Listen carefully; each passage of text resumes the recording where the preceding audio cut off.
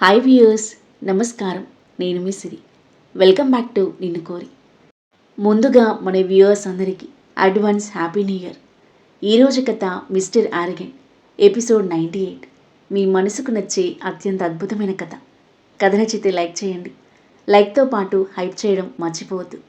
ఇక కథలోకి వెళ్తే, రుద్రను హక్ చేసుకుని కన్నీరు మున్నీరైంది వేద.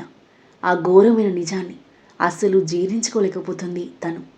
మను బ్లాంక్గా చూస్తున్నాడు. వేద, కామ్ డౌన్. ఆ రాక్షసి వల్ల ఇన్ని మంత్స్గా నువ్వు కూడా చాలా సఫర్ అయ్యావు. అందరికీ దూరంగా లోన్లీగా ఉంటూ మెంటల్గా చాలా డిస్టర్బ్ అయ్యావు. జరిగింది ఒక పీడకలు అనుకుని మర్చిపోయి హ్యాపీగా ఉండు అన్నాడు రుద్ర ఆమె వెన్ను నిమురుతూ. చిన్నగా తలాడించింది వేద. అనిరుద్ని లోపలికి తీసుకెళ్ళు, ఎక్కువసేపు కూర్చోకూడదు. అలాగే అన్నయ్య అని కన్నీళ్లు తుడుచుకొని అనిరుద్ని తీసుకుని లోపలికి వెళ్ళింది వేద. మను వాళ్ళతో పాటు లోపలికి నడిచాడు. భవానీ ఎమోషనల్ అవుతూ అతన్ని హక్ చేసుకుంది. అయినా వాళ్ళు ఇలా చేస్తారని అస్సలు ఊహించలేదు రుద్ర. అన్యాయంగా 2 నిండు ప్రాణాలను పుట్టిన పెట్టుకుంది ఆ దుర్మార్గురాలు. ఎన్ని క్లిష్ట పరిస్థితి ఎదురైనా ధైర్యంగా నిలబడి ఒక్కడివే ఒంటరిగా పోరాడాం. నిన్ను, మన కుటుంబాన్ని ఆ దుష్టగ్రహం నుండి కాపాడుకున్నాం. శత్రువులకు శిక్ష పడేలా చేసి అక్కాబావల ఆత్మకి శాంతి చేకూర్చాం. అన్నీ మర్చిపోయి ఇక ప్రశాంతంగా ఉండరా అంది భవాని. రుద్ర చిన్నగా తలాడించాడు. అక్కాబావల చావుకి కారణం ఆ నర్మద. మరి నాన్ననెవరు చెప్పారు రుద్ర? వాళ్ళు కూడా దొరికారా అడిగింది భవాని అతని వదిలి దూరం జరుగుతూ. రుద్ర మిక్స్డ్ ఎమోషన్స్తో ఆమె కళ్ళలోకి చూస్తున్నాడు. నీ భర్తని అని ఇలా చెప్పనత్తా, చెప్తే నువ్వు తట్టుకోగలవా అని భారంగా నిట్టూర్చి. వాడు కూడా దొరికాడత్తా. బిజినెస్ విషయంలో జరిగిన గొడవకి పగ పెంచుకొని డాడీని చంపాడు బాస్టర్డ్. పోలీసులు చంపేశారు వాణ్ణి అని అబద్ధం చెప్పాడు రుద్ర. అన్నయ్య కడసారి చూపు కూడా నోచుకోలేకపోయాను నేను. ఇప్పటికీ మన కుటుంబానికి పట్టిన పీడ వదిలిపోయింది రుద్ర. అన్నీ మర్చిపోయి సంతోషంగా ఉండు అని అతని భుజం తట్టి కన్నీళ్లు తుడుచుకుంటూ లోపలికి వెళ్ళింది భవాని. రుద్ర భారంగా నిట్టూర్చి తన వెనుక కదిలాడు. అప్పటికే రెడీ అయిపోయి సోఫాలో కూర్చున్న దియా రుద్ర రావడం చూసి లేచి ఎదురుగా పరిగెత్తింది. డాడీ, వెళ్దామా అని అడిగింది ముద్దుగా. వెళ్దాం దియా. మను, మహి, అత్త రండి వెళ్దాం అన్నాడు రుద్ర. పిల్లల్ని తీసుకుని మీరు వెళ్ళండి రుద్ర, నేనెందుకు? రండి పెద్దమ్మ, కాసేపు అలా సరదాగా తిరిగొద్దాం, మీకు రిలీఫ్గా ఉంటుంది అని చొరవగా ఆమె చేయి పట్టుకుని కదిలింది మహి. భవాని తన వైపు మురిపంగా చూస్తూ తనతో పాటు నడిచింది. అందరూ కారులో బయలుదేరారు. ఎలాంటి సెక్యూరిటీ లేకుండా. ఎప్పుడు బయటికి వెళ్ళినా ఎటువైపు నుండి ఏ ప్రమాదం చుట్టూ ముడుతుందో అని టెన్షన్ పడే రుద్ర, మహి ఇప్పుడు ఎలాంటి టెన్షన్ లేకుండా జర్నీని హాయిగా ఆస్వాదిస్తున్నారు. మరోవైపు వేద అనిరుద్ సాన్నిహిత్యంలో ఓదార్పు పొందుతుంది. లంచ్తో పాటు ఐస్ క్రీమ్ తినేసి పార్కు వెళ్ళారు. దియా, మను ఆడుకుంటుంటే వాళ్ళని చూస్తూ ప్రశాంతంగా కూర్చున్నారు రుద్ర, మహి, భవాని. సూర్యాస్తమయం వరకు పార్కులో సమయం గడిపి హాయిన మనసులతో ఇంటికి చేరుకున్నారు. మరుసటి రోజు మార్నింగ్ మన్విత్ని హాస్టల్లో డ్రాప్ చేసి ఆఫీస్కి వెళ్ళాడు రుద్ర. గుడ్ మార్నింగ్ సార్ అంటూ ఎదురుగా వచ్చి షేక్ హ్యాండ్ ఇచ్చాడు విశాల్. మార్నింగ్ విశాల్ సన్నని చిరునవ్వుతూ బదిలిచ్చాడు రుద్ర. చాలా రోజుల తర్వాత వచ్చారు ఆఫీస్కి. Miss you so much sir. చాలా హ్యాపీగా కనిపిస్తున్నారు. ఏంటి విశేషం సార్? ఏంటో తెలుసుంటుందే, మీ అత్తయ్య చెప్పే ఉంటుంది కదా అంటూ తన చైర్లో కూర్చున్నాడు రుద్ర. విశాల్ చిన్నగా నవ్వి, చెప్పింది సార్. చాలా హ్యాపీగా ఉంది ఎనిమిస్ దొరికినందుకు, మీ ప్రాబ్లమ్స్ అన్నీ క్లియర్ అయినందుకు. మీరు బాగుండాలి సార్.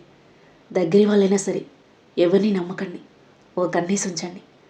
విశాల్ మాటలకు ఓకే అంటూ నవ్వాడు రుద్ర. సార్, మీకోసం అవంతి మేడం రోజు కాల్ చేస్తుంది.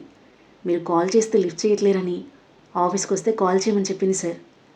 ఆవిడకి ప్రాజెక్ట్ కంటే మీ మీదే ఎక్కువ ఇంట్రెస్ట్ ఉన్నట్టుంది అని అంటూ తను ఏం మాట్లాడుతున్నాడో రియలైజ్ అయ్యి నాలుగు ఖర్చుకున్నాడు విశాల్. అంటే సార్ అది, సారీ సార్ అన్నాడు విశాల్ తడబడుతూ. That's okay and it's true, but I don't care Rudra అనేసరికి చిన్నగా నవ్వాడు విశాల్. ఇంతకీ నీ మ్యారేజ్ ఎప్పుడు విశాల్? మీ అత్తయ్య నీ గురించి కంప్లైంట్ చేస్తుంది. ఏ మ్యాథ్స్ తీసుకొచ్చినా రిజెక్ట్ చేస్తున్నాడు అని. ఏంటి విషయం? ఎవరితోనైనా లవ్లో ఉన్నావా? సార్ నేనా? నాకంత సీన్ ఉందంటారా? నీకేం తక్కువ విశాల్. మన ఆఫీస్లో మోస్ట్ ఎలిజిబుల్ బ్యాచిలర్వి. రాముడు మంచి బాలుడు లాంటి వాడివి. రుద్ర మాటలకు సిగ్గుపడిపోయాడు విశాల్. సిగ్గుపడింది చాలు. ఇందుకి ప్రపోజ్ చేసావు కదా, ఏం చెప్పింది? Yes or no? ఏం చెప్పలేదు సార్, వెయిటింగ్ లిస్ట్లో పెట్టింది అని అంటూ ఆగి, మీకెలా తెలిసింది సార్? అవాక్కైపోయి కళ్ళు పెద్దవి చేశాడు విశాల్. నేను ఆఫీస్కి రాకపోయినా ఆఫీస్లో జరిగే విషయాలన్నీ తెలుస్తాయి. నీ వేషాలన్నీ నాకు తెలుసు, సూటిగా చూస్తూ అన్నాడు రుద్ర. సారీ సార్ అన్నాడు తల వంచుకొని. రుద్ర నవ్వడంతో అమ్మయ్య అనుకుని చిన్నగా నవ్వాడు విశాల్. She very nice. నీకు పర్ఫెక్ట్ జోడి. డైరెక్ట్గా నువ్వు చెప్పలేదంటే ఎస్ చెప్పే ఛాన్స్ ఉంది. సిన్సియర్గా ట్రై చేయి, తప్పకుండా ఎస్ చెప్తుంది. హెల్ప్ కావాలంటే చెప్పు, నేను మాట్లాడతాను. Thank you so much sir. మీ మాటలు విన్నాక నాకు హోప్ వచ్చింది. లవ్ యూ సార్ అంటూ సంతోషంతో రుద్ర చేతులు పట్టుకుని ఊపేశాడు. రుద్ర నవ్వి now come to work mode అన్నాడు. ఎస్ సార్ అని సెట్ రైట్ అయిపోయి, మీతో కాన్ఫరెన్స్ కాల్ కోసం క్లయింట్స్ వెయిట్ చేస్తున్నారు. అండ్ అవంతి మేడం మిమ్మల్ని మీట్ అవ్వాలి అనుకుంటుంది. రమ్మని చెప్పాలి సార్? చెప్పు. క్లయింట్స్తో కాల్స్ ఆఫ్టర్నూన్ అరేంజ్ చేయి. And last week status report 1 అవర్లో నా టేబుల్ మీద ఉండాలి అని ఆర్డర్ వేస్తూ స్ట్రిక్ట్ బాస్ మోడ్లోకి వచ్చేశాడు రుద్ర. ఓకే సార్ వినయంగా బదిలిచ్చి వెళ్ళిపోయాడు విశాల్. వెళ్తూ వెళ్తూ ఇందు డెస్క్ వైపు ఒక లుక్ ఇచ్చాడు. పక్కన కొలిక్తో మాట్లాడుతూ అతని వైపు చూస్తూ ఉంది.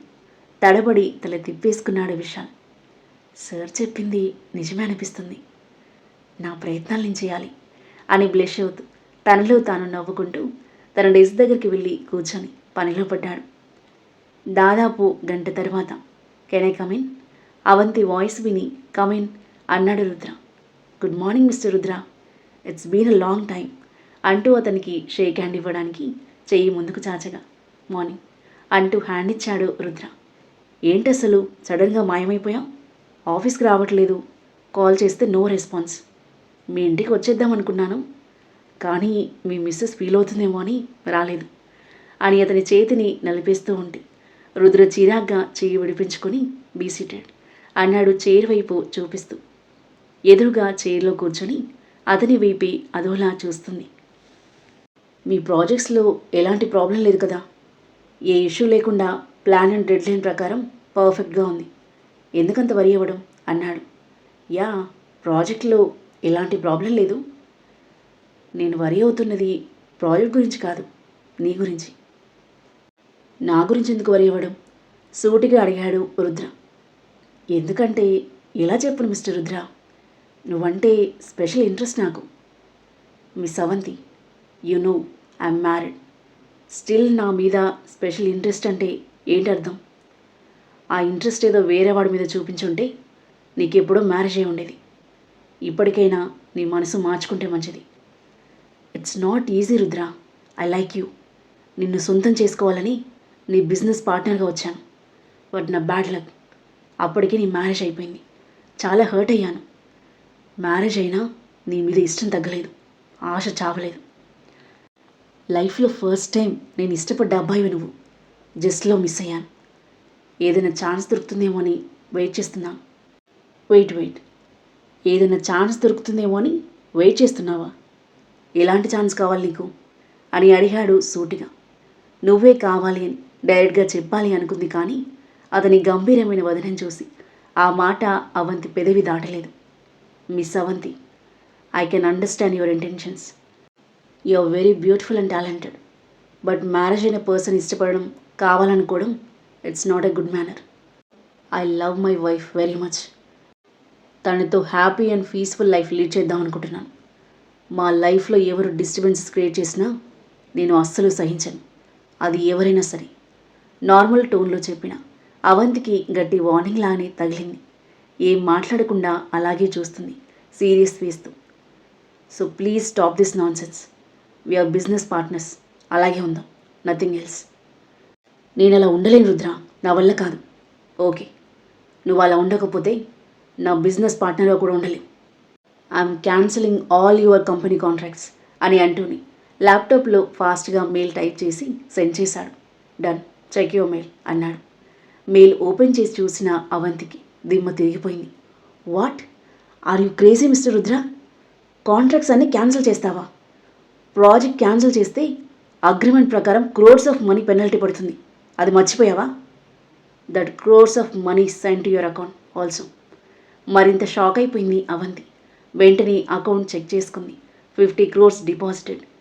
రుద్ర, నువ్వేం చేశావో నీకు అర్థమవుతుందా? జస్ట్ చిన్న మ్యాటర్ గురించి ఇంత మనీ లూజ్ అవుతావా? నా పర్సనల్ లైఫ్ కంటే మనీ అండ్ బిజినెస్ ఇంపార్టెంట్ కాదవంతి. దుష్టులకు దూరంగా ఉంటేనే లైఫ్ బాగుంటుంది. నేను మనీ కన్నా క్యారెక్టర్కి వాల్యూ ఇస్తాను. అంటే నా క్యారెక్టర్ లేదంటావా? అది నిన్ను నువ్వు క్వశ్చన్ చేసుకో. You will get the answer. పెళ్ళైన వాడిని కోరుకొని నీ క్యారెక్టర్ని లూజ్ చేసుకోకు. Make wise decisions. ఒక మంచి అబ్బాయిని చూసి పెళ్లి చేసుకో. గుడ్ లక్ అన్నాడు. అవంతి కోపంతో రగిలిపోతూ, ఎందుకు నీకు అదంటే అంత పిచ్చి రుద్రా? అందంగా మాత్రమే ఉంటుంది కానీ నీకు ఏ విధంగానూ సెట్ కాదు. నాలాంటి అమ్మాయి నీకు పర్ఫెక్ట్గా సెట్ అవుతుంది. నీ పర్సనాలిటీకి, ప్రొఫెషన్కి నాకేం తక్కువ? వ్యక్తిత్వం. రుద్ర బేస్ వాయిస్కి ఆగిపోయింది అవంతి. వ్యక్తిత్వం, దాంట్లో అక్కడుంటుంది తను.